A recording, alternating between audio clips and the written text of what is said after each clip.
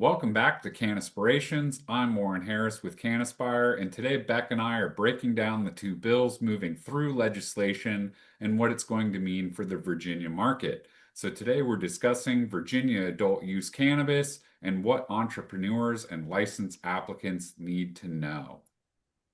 That's right, Warren. The legislation in Virginia has been needed because the lack of retail sales framework has caused the gray market to really thrive in that state. And the bill will move cannabis sales from untracked activity to regulated marketplace with testing, labeling, and a real compliance oversight. So, what's changing? Both the Senate and the House have passed their own versions of a retail framework this month. And the House bill that passed was sent to the Senate, and the Senate bill passed and went to the House. So if both bills are passed again, that differences would have to be reconciled in a conference committee before it goes to the governor for final signature.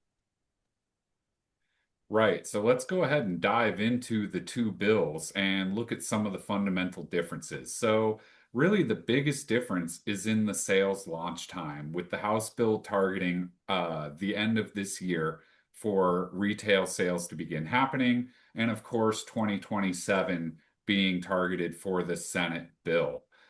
Also, the tax structure is massively different, with a 6% flat state marijuana tax for the House bill and an almost 13% tax for the Senate bill. Also, the local tax will be determined by local ordinances and voting for the House bill. So you might wind up with some municipalities that are more cannabis friendly than others, keeping their local taxes low. Whereas, again, if the Senate bill is passed, this is going to put, state taxes somewhere around 17%, which would make this one of the most aggressive and highest tax rates in the nation for adult use marijuana. And then lastly, the Senate bill does have language surrounding a merger of the Cannabis Control Authority with the Alcohol and Beverage Control Board. So stay tuned. Again, it'll depend on which one of these bills pass and how they wind up getting reconciled. Right. So let's talk about the different license types. Now, both the bills authorize the same types of adult use licenses and share the same basic license caps and ownership rules. So you'll have marijuana cultivation facilities, tiers 1 through 5, processing facility, retail store, microbusiness, which is vertically integrated, similar to other states, marijuana transporter, delivery operator licensing, and a marijuana testing facility license. And then, of course, for the existing medical facilities, they'll be allowed to go to dual use and add adult use sales to that as well. So let's go ahead and do a little bit of a focus on the micro business category, as this is a unique opportunity. It is vertically integrated, so it gives smaller operators a path to control production and retail. And the canopy is capped at 5,000 square feet for indoor cultivation or 10,000 square feet for outdoors. It is important to note that there are ownership restrictions on these license types. So through the state, as a whole, you can only hold up to 5 of these licenses of any category, no more than one Tier 5 cultivation license. And then, of course, with the caveat being that micro businesses cannot hold another marijuana establishment license because they've already been given basically full integration. Testing laboratories must stay independent from other licensed interests. That's standard in every state we see. And then ownership disclosure thresholds have to hit 10% of direct or indirect interest. So if you're already in hemp, there also may be a conversion priority path for operators if you were registered prior to January 1st of 2021. Right.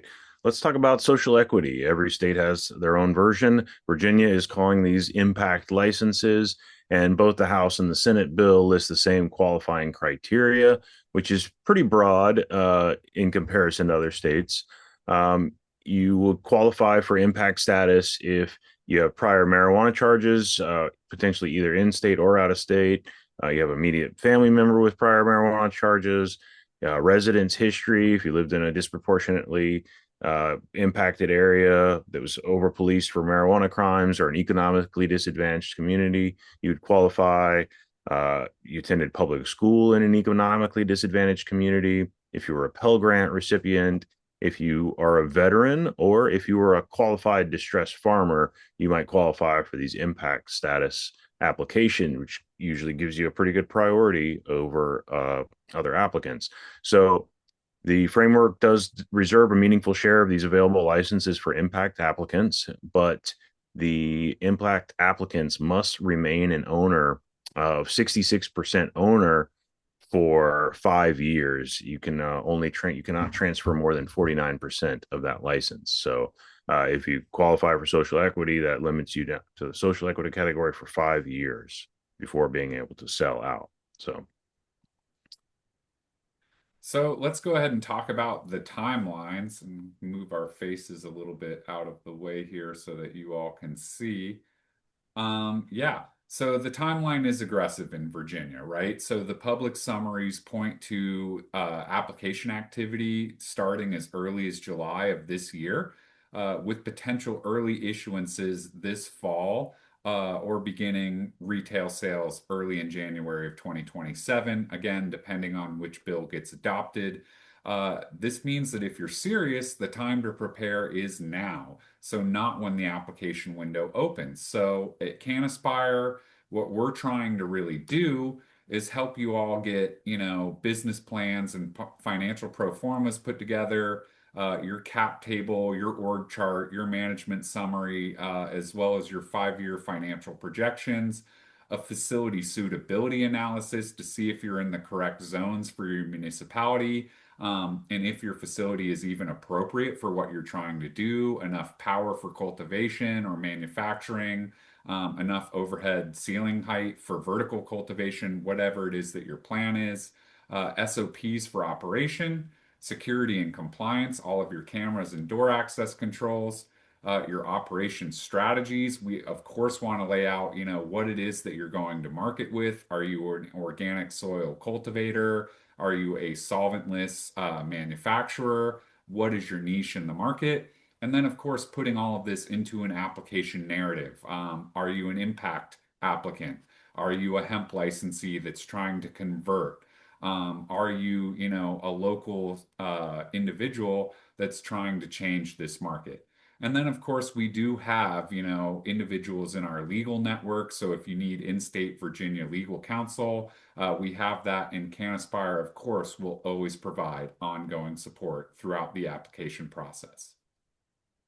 that's right. If you're planning to pursue a license in Virginia, now's the time to start building your business plan. We'll keep track of the regulations, and once there's a final framework, we'll do a follow-up episode with a final application roadmap for you.